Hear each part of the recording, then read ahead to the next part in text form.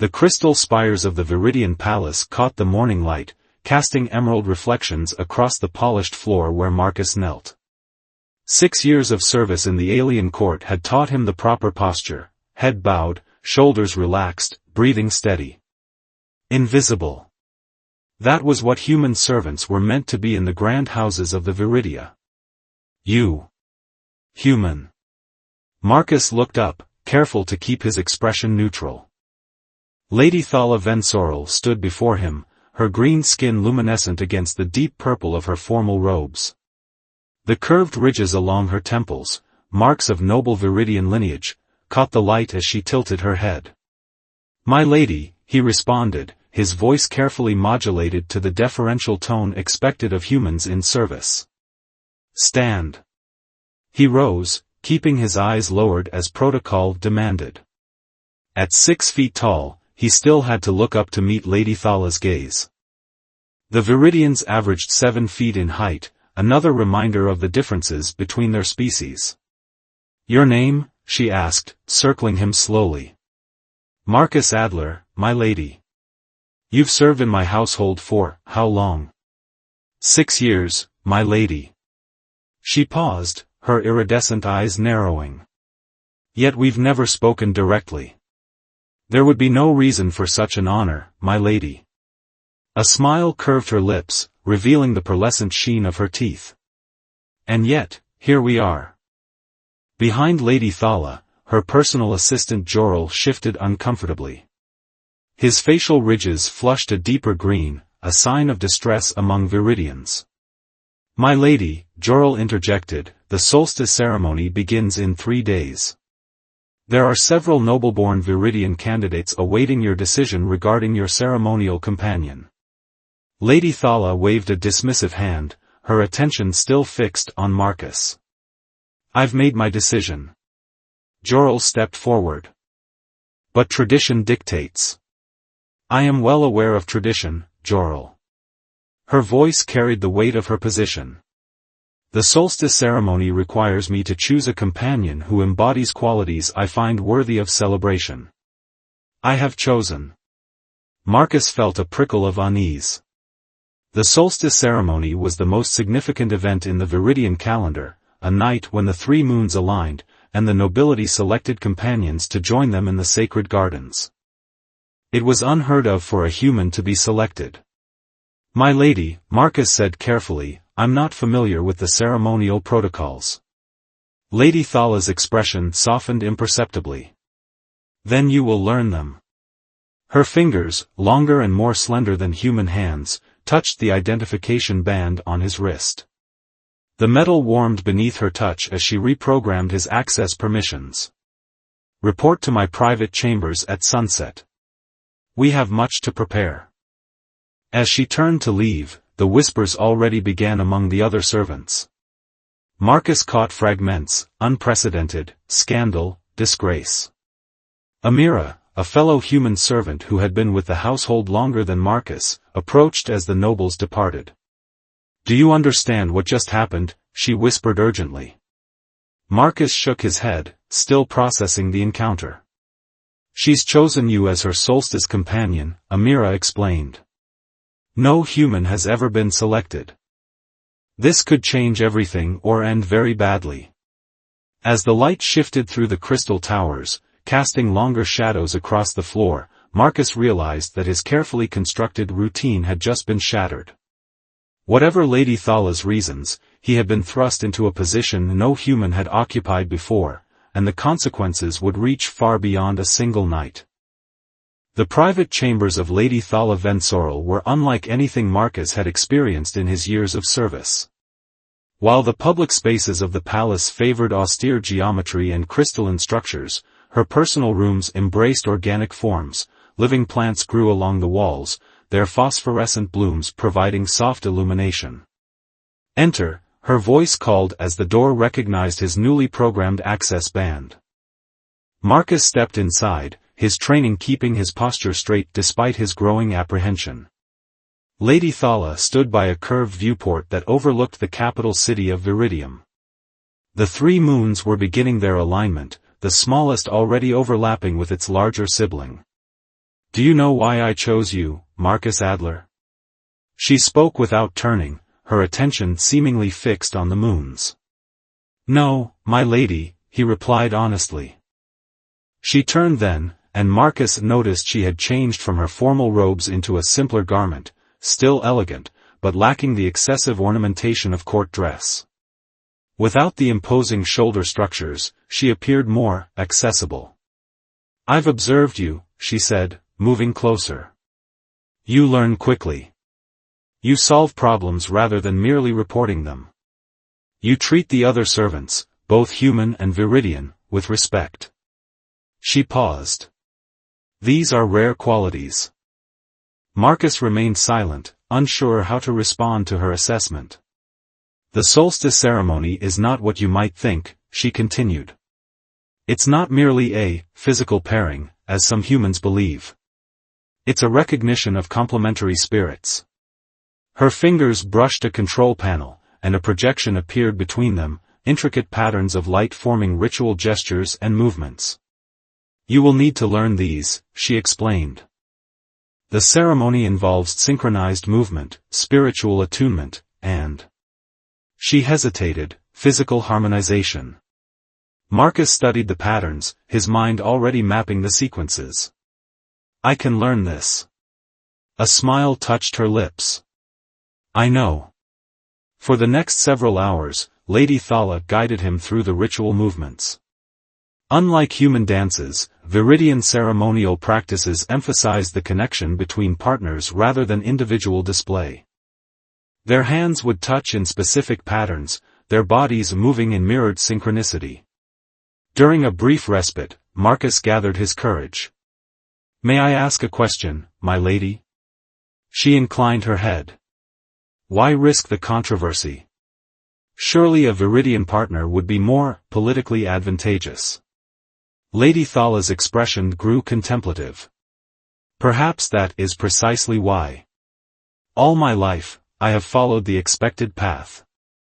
I have made the advantageous choices. Her eyes met his. Yet our empire stagnates. We conquered your people because we believed ourselves superior, but in 6 years of peace, what have we learned from humans? What have we allowed ourselves to learn? She approached him, close enough that he could see the intricate patterns within the irises of her eyes, concentric rings of emerald and gold.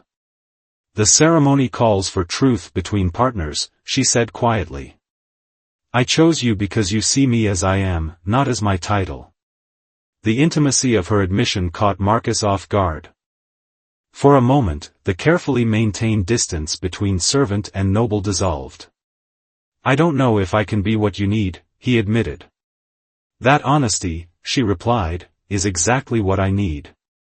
Their practice resumed, but something had shifted. As they moved through the ceremonial patterns, Marcus became increasingly aware of Lady Thala not as an alien noble, but as a woman carrying the weight of expectations and tradition. When their hands connected in the ritual gesture of trust, he felt a spark of genuine connection. The door chimed, interrupting their practice. Jorel entered, his expression tightening at the sight of their proximity. The council requests your presence, my lady, he announced formally. There are concerns about your choice of companion. Lady Thala straightened, the mantle of nobility settling back around her like invisible armor. Of course there are. She turned to Marcus. Continue practicing the sequences.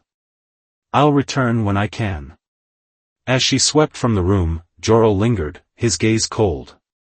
You should not be here, he said, his voice low. Humans may serve in our houses, but they do not share our ceremonies. You will bring her disgrace. That's not my intention, Marcus replied evenly. Intentions matter little against centuries of tradition, Jorel countered. If you truly respect Lady Thala, you will find a way to remove yourself from this position.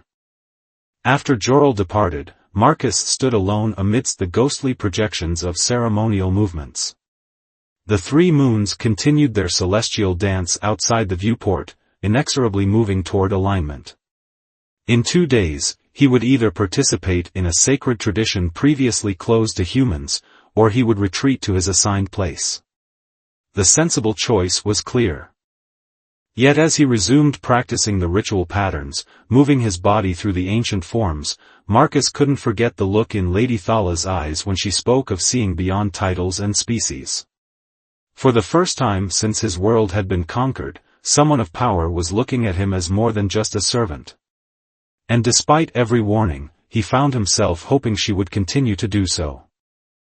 The grand garden of solstice bloomed only once each cycle, when the 3 moons of Viridium achieved perfect alignment.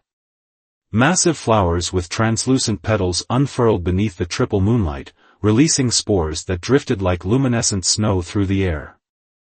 Marcus stood at the entrance, dressed in ceremonial robes that had been hastily modified to fit human proportions, deep blue fabric embroidered with silver threads that traced the constellations sacred to Viridian culture. "Remember," Lady Thala murmured beside him, resplendent in robes of matching design but rendered in shimmering green, "keep your focus on me. The opinions of others are irrelevant tonight." Easy for her to say, Marcus thought. As nobility, she was accustomed to scrutiny. He, however, felt the weight of hundreds of eyes, all Viridian, all disapproving, as they processed into the garden. Whispers followed them like ripples in water. A human? Unprecedented. An insult to tradition. Lady Thala's hand found his, her long fingers intertwining with his own in the first ritual gesture of unity. The touch centered him, drawing his attention back to their purpose. The high priestess of the 3 moons awaited them at the center of the garden, her age evident in the deep etching of the ridges along her temples and the silver tint to her green skin. Her expression remained carefully neutral as Lady Thala and Marcus approached, though her eyes lingered on their joined hands. Lady Thala Vensorel, the priestess intoned, "You come before the aligned moons to celebrate the harmony of complementary spirits. Present your chosen companion." "I present Marcus Adler," Lady Thala announced, her voice carrying across the garden, "whose spirit complements my own in ways that transcend conventional understanding." A murmur rippled through the gathered nobility. The priestess's eyes narrowed slightly. "The human understands the sacred nature of this ceremony?" "I do," Marcus answered before Lady Thala could respond for him. "I understand that it honors the connection between 2 beings who recognize in each other qualities they value and wish to celebrate." The priestess seemed surprised at his direct response, but nodded slowly. "Very well. The alignment approaches its apex. Begin the ritual of recognition." Around them, other noble pairs had already begun moving through the ceremonial patterns. Lady Thala led Marcus to their designated area, where the luminescent flowers formed a natural circle. As they took their positions, the spores drifting through the air began to cling to their robes, creating patterns of light that traced their movements. They began the ritual dance they had practiced, their bodies moving in counterpoint, never touching except at prescribed moments when their hands connected in symbolic gestures. Marcus found that the movements felt different here, beneath the triple moonlight. Each time their hands met, a subtle vibration seemed to pass between them, and the luminescent spores swirled more intensely around their joined fingers. "Something's happening," he whispered during a moment when their faces drew close. "The ritual is working," Lady Thala replied, her eyes wide with wonder. "The spores respond to genuine connection." As they continued, Marcus became aware that they had drawn attention. Other pairs had slowed their own rituals to observe the unusual phenomenon occurring around the human and his Viridian partner. The spores that surrounded them had begun to pulse with a synchronized rhythm, growing brighter with each completed pattern. The high priestess herself approached, her wizened face showing genuine astonishment. "The garden recognizes your connection," she announced, loud enough for others to hear. "Continue to the communion." The communion was the most intimate part of the ceremony, a moment when partners would share not only physical proximity but a form of telepathic connection facilitated by the unique properties of the garden and the aligned moons.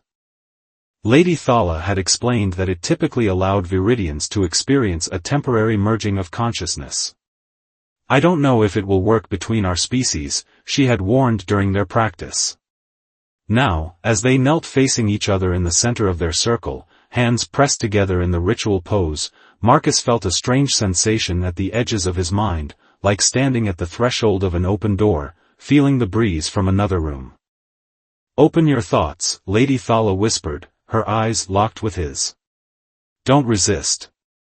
Marcus took a deep breath and relaxed the mental barriers he hadn't even realized he'd constructed. The sensation intensified, not an invasion, but an invitation. He accepted it, and suddenly he was experiencing fragments of Lady Thala's consciousness. Loneliness despite constant company. The burden of expectations from family and society. Curiosity about the human world that had been conquered but never truly understood.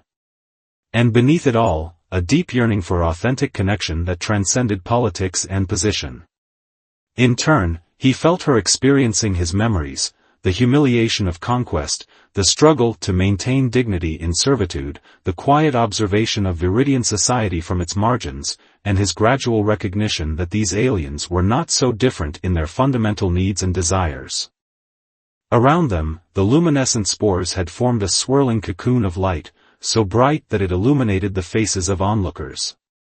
Some appeared scandalized, others fascinated, but all were witnessing something unprecedented, a human and a Viridian achieving true communion. When the ritual ended and the telepathic connection faded, Marcus found himself trembling. Lady Thala's eyes were wide, glistening with moisture, an unusual display of emotion for a Viridian noble in public. "You saw," she whispered. "I did," he confirmed. "And you saw me." "All of you," she agreed. The High Priestess approached once more, studying them with new interest. "The ceremony is complete," she announced. "The 3 moons have witnessed your connection and found it worthy." As they rose to their feet, Marcus became acutely aware that something fundamental had changed. He had entered the garden as a curiosity, a human servant playing at nobility for a night. He was leaving as something else entirely, though he wasn't yet sure what.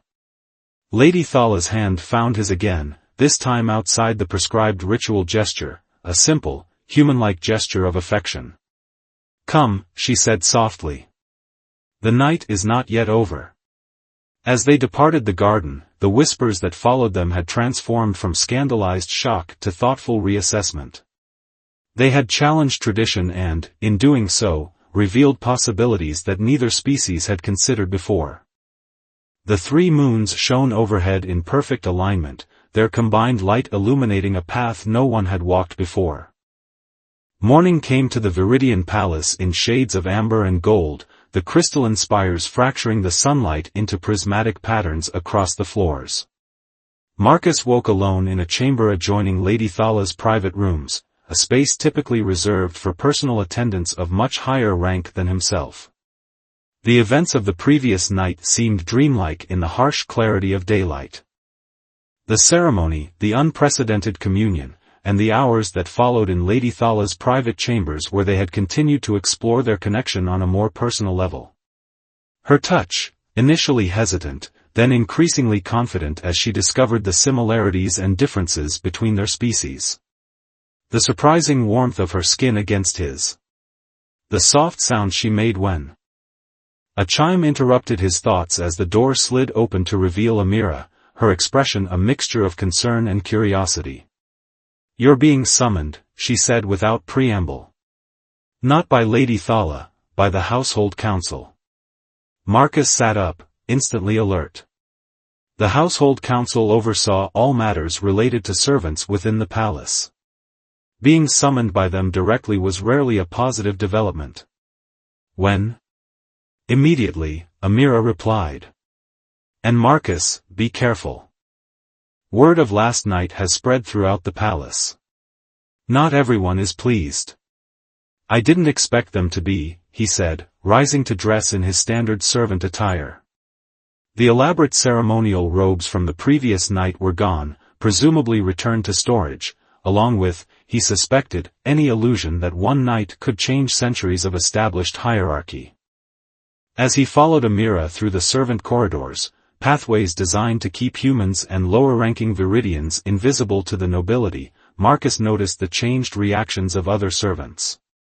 Some regarded him with new respect, others with open resentment, but none with the indifference that had been his shield for 6 years. The household council chamber was austere and intimidating by design. 5 senior Viridians sat on an elevated platform, their formal attire emphasizing the ridges of status along their temples. Jorel stood to one side, his expression vindicated.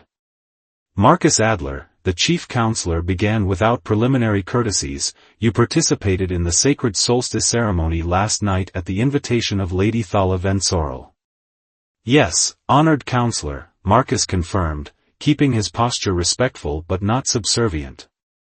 This is unprecedented, another counselor stated. Humans are not permitted to participate in sacred Viridian traditions. Yet the High Priestess allowed it, Marcus pointed out quietly. A ripple of displeasure passed through the council at his direct response. The question before this council, the chief counselor continued, is whether your status within this household should be reconsidered. Participating in nobility's ceremonies may have given you inappropriate expectations regarding your position. Marcus understood the implied threat. They could reassign him, perhaps to manual labor in the agricultural sectors, or worse, to the mineral extraction facilities where human workers rarely survived more than a few years. I harbor no inappropriate expectations, he replied carefully. I served at Lady Thala's request, as is my duty. Your service extended beyond appropriate boundaries, Jorel interjected. The ceremony is one matter, what followed is another entirely. Heat rose in Marcus's face, but he kept his expression neutral. My private interactions with Lady Thala are at her discretion. The chamber door slid open before the council could respond, and Lady Thala herself entered. The councillors rose immediately in deference to her rank. She wore her formal court attire, the elaborate structures emphasizing her height and status, but her expression was one Marcus recognized from their shared communion, determined, with an undercurrent of simmering anger. This proceeding will end, she announced without preamble. Marcus Adler remains under my personal authority and is not subject to household council review without my consent. The chief counselor bowed slightly. Lady Thala, we meant no disrespect. We are merely concerned about maintaining appropriate boundaries within the household. Your concern is noted, she replied coolly. And unnecessary. She turned to Marcus, her public demeanor revealing none of the intimacy they had shared. You will attend me in my study. Without waiting for a response from either Marcus or the council, she turned and departed. Marcus followed, aware of the speculation his departure would generate but relieved to escape the council's judgment. When they reached her study, a room filled with both Viridian artifacts and, he noticed for the first time, several human cultural objects, Lady Thala's formal demeanor softened. I apologize for the council's presumption, she said, her voice warm again. I should have anticipated their reaction. It's to be expected, Marcus replied. One night, however significant to us, doesn't change social structures that have existed since the conquest. Lady Thala studied him thoughtfully. Perhaps it should. Before she could elaborate, her communication panel chimed with an urgent signal.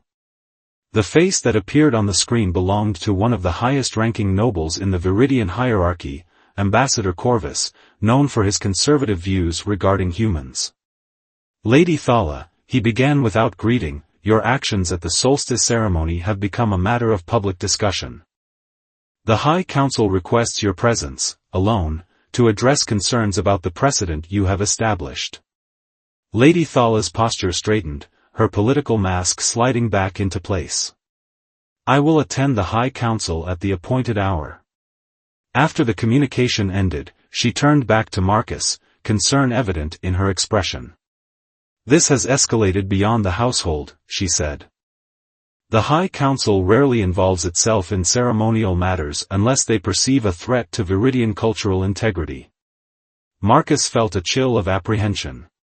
They see me as that threat. They see what happened between us as a threat, she corrected. Not just the ceremony, but the connection it revealed. If humans and Viridians can achieve true communion. She didn't need to finish the thought. If their species could connect on such a fundamental level, the entire justification for human subjugation came into question. What will you tell them? He asked quietly. Lady Thala moved closer, one slender hand resting against his cheek in a gesture that felt startlingly human. The truth. That the ceremony revealed what some have long suspected, that our species are more compatible than we have allowed ourselves to believe. The consequences will be significant, she acknowledged. For both of us. In that moment, Marcus realized that their night together had never been merely about physical attraction or even personal connection. Whether she had planned it or not, Lady Thala had initiated something with far-reaching implications for both their species. I need to know, she said softly, if you are prepared for what may come. Once I speak to the High Council, there will be no returning to your previous life. No returning to anonymity. Marcus considered her words carefully. 6 years of cautious survival in servitude weighed against an uncertain future with potential for both greater danger and greater meaning. I've spent years being invisible, he finally said. I think I'm ready to be seen. Lady Thala's expression softened with something that might have been relief, or perhaps affection. Then wait for my return. Whatever happens, we face it together. As she departed for the High Council, Marcus stood at the viewport overlooking the capital city. The 3 moons had moved past their perfect alignment, each continuing on its separate celestial path. Yet for a brief, perfect moment, they had created something extraordinary in their union, just as he and Lady Thala had done. Whatever came next would be a consequence of that moment, for better or worse. The atmosphere in the palace had transformed in the week following the solstice ceremony.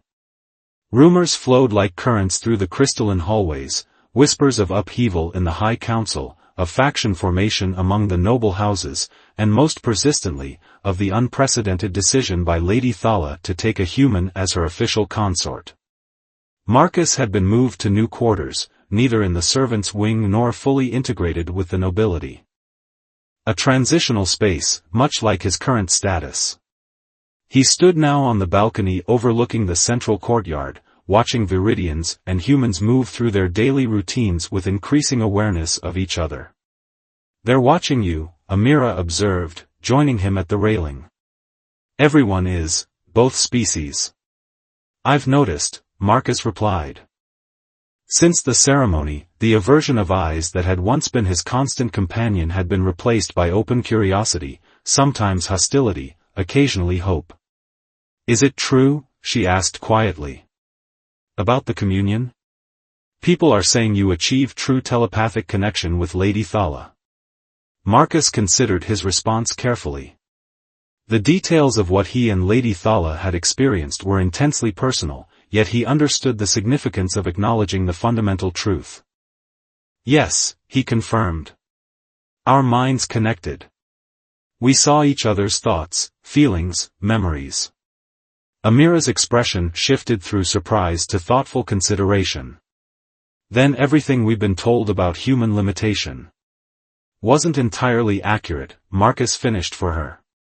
The door to his quarters slid open, revealing Jorel. His demeanor toward Marcus had shifted from open hostility to reluctant professional courtesy, a reflection of the changing dynamics throughout the household. Lady Thala has returned from the High Council session, he announced formally. She requests your presence in the grand reception hall. Marcus exchanged a glance with Amira. The grand reception hall was used for official proclamations and formal events, not private meetings. Did she say why? He asked. Her message was for household-wide distribution, Jorel replied with careful neutrality. All members of the household are summoned.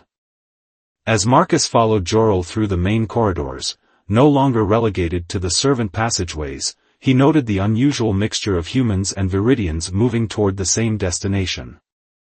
Traditionally, humans would enter such gatherings only to serve, remaining at the periphery. Today, they walked alongside their Viridian counterparts, the usual boundaries temporarily suspended. The grand reception hall gleamed with ceremonial lighting, its vaulted ceiling and crystal columns designed to emphasize the grandeur of Viridian architecture. Lady Thala stood at the center of the raised platform, flanked by members of her family lineage and, more surprisingly, by the high priestess who had overseen the solstice ceremony. Her formal attire was even more elaborate than usual, suggesting the significance of whatever proclamation was to come. Her eyes found Marcus as he entered, and even across the crowded hall, he felt an echo of their connection, a recognition that transcended the formal setting. When the hall had filled with members of the household, Lady Thala raised her hands for silence. The murmurs faded, leaving an expectant hush. For 7 generations, she began, her voice carrying effortlessly through the space, the Vensoro lineage has governed this territory and its inhabitants, both Viridian and human, according to traditions established after the Great Expansion. Today, with the blessing of the High Council and in accordance with the wisdom revealed during the Solstice Communion, I announce a transformation in how we will proceed. She gestured to the High Priestess, who stepped forward with a ceremonial scroll, an archaic touch that emphasized the historical significance of the moment. The communion experienced during the solstice ceremony between myself and Marcus Adler revealed what some have long suspected but few have acknowledged. Humans and Viridians share a capacity for spiritual and mental connection that defies our previous understanding. This connection suggests not hierarchy, but complementary strengths that, when properly aligned, can enhance both our species. Murmurs rippled through the assembled crowd. Marcus remained still, aware of the eyes that darted between him and Lady Thala. The High Council has authorized a pilot program, she continued, beginning within this household. Effective immediately, the traditional segregation of duties based solely on species will be replaced by a merit-based system of service and leadership. The murmurs grew louder. Some Viridians looked openly disapproving, while many humans appeared stunned. Lady Thala raised her hand once more for silence. To demonstrate my commitment to this new approach, I am establishing a new position within my personal council. The role of interspecies liaison will facilitate communication between human and Viridian members of this household and will report directly to me on matters of integration and cooperation. Her gaze found Marcus again, this time with a public intentionality that could not be misinterpreted. Marcus Adler, step forward. The crowd parted as Marcus moved toward the platform. He could feel the weight of hundreds of eyes, the judgment, the curiosity, the speculation. As he ascended the steps to stand beside Lady Thala, he was acutely aware of crossing a threshold that no human had crossed before. "Do you accept this position?" Lady Thala asked formally, "with all its responsibilities and privileges?" Marcus met her gaze directly. "I do, my lady." The High Priestess approached, bearing a slender circlet of Viridian design, not the elaborate headdress of nobility, but a symbol of official position within the household hierarchy. "This marks your new status," Lady Thala explained as the priestess placed it upon his head. "You are no longer servant, but neither are you nobility. You exist at the intersection, a bridge between our peoples." The ceremonial aspect complete, Lady Thala addressed the gathered household once more. "This transition will not be simple or without challenge. Centuries of established practice do not change in a day. But together, we will create something new, a household where both species contribute their unique strengths toward shared prosperity." As the formal ceremony concluded and the crowd began to disperse, humans and Viridians alike processing the implications of this unprecedented shift, Lady Thala guided Marcus to a private antechamber off the main hall. Once the doors closed behind them, her formal demeanor softened. The High Council deliberated for 3 days, she told him, her voice revealing the strain she had concealed during the public proclamation. Conservative factions argued that the communion was a fluke, or worse, a manipulation of the ceremony. Others saw opportunity, both political and practical. And you? Marcus asked. What did you argue? That what we experienced was real, she said simply. That it revealed a truth we have been avoiding since the conquest, that humans are not lesser beings to be ruled, but different beings with whom we might partner. She moved closer, her hand finding his in the gesture that had become familiar between them. This position I've created for you, it's not just symbolic. The path forward for our peoples depends on finding new ways to exist together. You will have real influence, Marcus. Real responsibility. And us? He asked quietly. What becomes of what we shared? Lady Thala's expression softened further, the public mask falling away completely.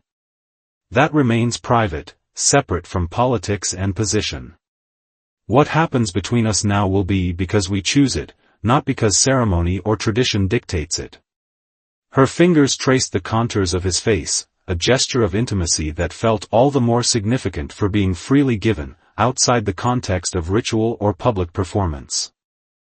I chose you before I understood what it might mean, she admitted. I chose you because something in me recognized something in you. The communion merely confirmed what I already suspected, that connections exist beyond the boundaries we've constructed. Marcus drew her closer, still marveling at the freedom to touch her without fear of consequences. So we begin again, not as servant and noble, but as partners, she finished for him. In all the ways that word implies. Outside the chamber, the household continued to absorb the implications of the day's proclamation. Change would come slowly to some areas, more rapidly to others. Resistance would arise, as would unexpected alliances. The path they had set upon would not be easy. But as Marcus stood with Lady Thala, their foreheads touching in a gesture that belonged to neither human nor Viridian tradition but seemed right for them both, he understood that they had already achieved something profound. They had recognized in each other not the alien, but the kindred. In a universe vast and varied, they had found common ground. And from that ground, new possibilities would grow.